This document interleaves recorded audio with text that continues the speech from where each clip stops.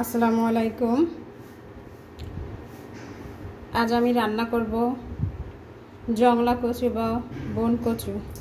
এই কচুটা রাস্তার পাশে বা বনে জঙ্গলে হয়ে থাকে, সেজন্য বোধহয় এটার নাম দেওয়া হয়েছে জংলা কচু বা বন কচু।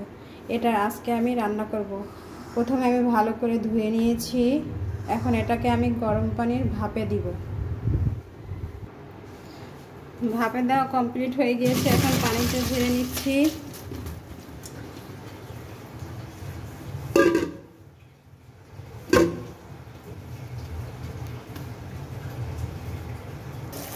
ঠান্ডা পানি দিয়ে আবারও ধুয়ে নিচ্ছি।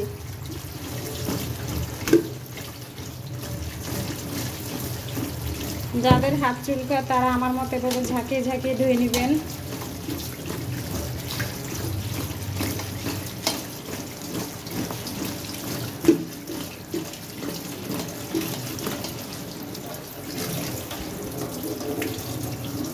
ধোয়া কমপ্লিট হয়ে গিয়েছে। এবার আমি চুলায় কড়াই বসিয়ে দিয়েছি।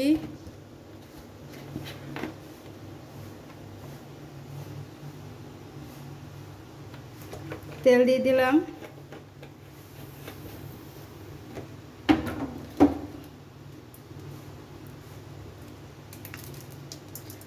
দুটো শুকনো মরিচ ছিঁড়ে আমি দিয়ে দিচ্ছি।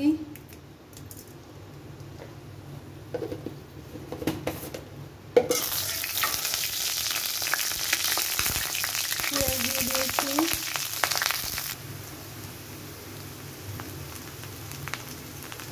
কাঁচামরিচের ফালি দিয়ে দিচ্ছি। দুইটা কাঁচামরিচ ফালি করে রেখেছি। এ পর্যায়ে আমি ধুয়ে নেওয়া ভাপে দেওয়া কচুটা আমি ঢেলে দিচ্ছি।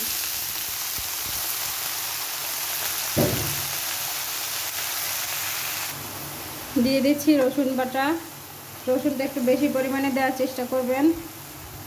রসুন বেশি দিলে গলা ধরবে না, চুলকাবে না।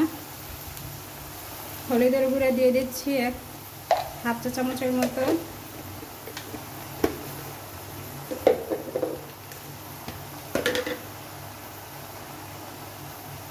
সামান্য পরিমাণে হাফ চা চামচের কম পরিমাণে দিয়ে দিচ্ছি গুঁড়ো মরিচ।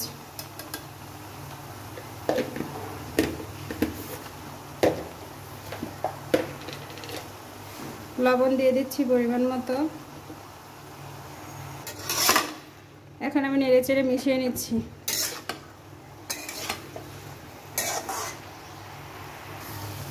ঢাকনা দিয়ে ঢেকে দিচ্ছি। চুলার আঁচ হাই হিটে আছে।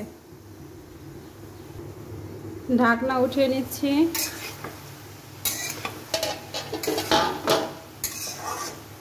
এখন আর আমি ঢাকনা দিয়ে ঢাকবো না।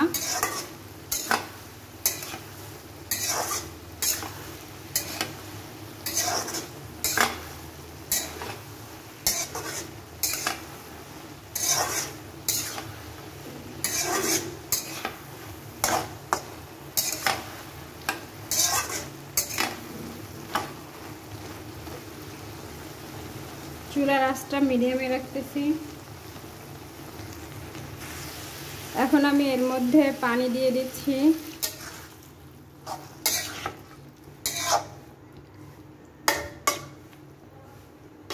পানিটা বেশিও দিবেন না, বেশি দিলে স্বাদ নষ্ট হয়ে যাবে, খেতে মজা কম হবে। এরকম লাগা লাগা দিবেন। চুলার আঁচ এ পর্যায়ে আবার বাড়িয়ে দিচ্ছি।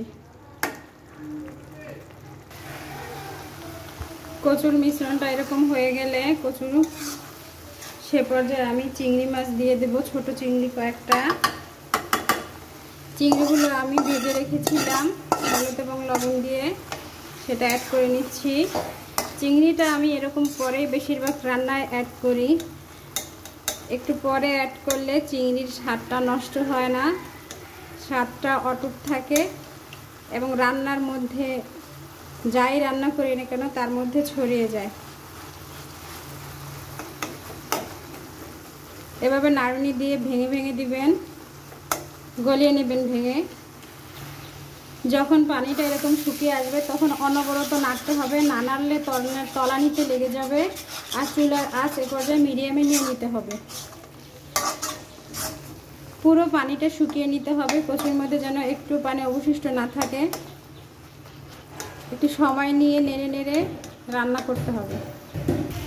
এই পর্যায়ে আমি জিরা দিয়ে দেব 1 চা চামচ।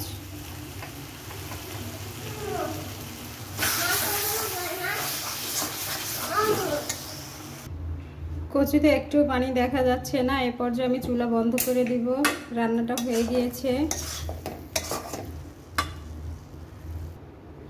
রান্না কমপ্লিট হয়ে গিয়েছে, আমি বেড়ে নিলাম। কচুর কালারটা একটু আজকে আমার অন্যরকম হয়ে গিয়েছে। আমার কচুর রান্নার কালারটা অনেক সবুজ থাকে, কিন্তু কচুটা একটা আপা আমাকে দিয়েছিল 3 দিন বা 4 দিন আগে সম্ভবত দিয়েছিল। আমি রান্না করিনি এবং ফ্রিজেও সংরক্ষণ করিনি, আর রুমে রেখে দিয়েছিলাম কিচেনে, তার জন্য কচুটা একটু কালারটা এরকম আসছে। এভাবে যদি আপনারা রান্না করেন তাহলে এর কচুর অরিজিনাল স্বাদটা পেয়ে যাবেন। কত যে মজা হতে পারে সেটা রান্না করে আপনারা খেয়ে বুঝে নেবেন।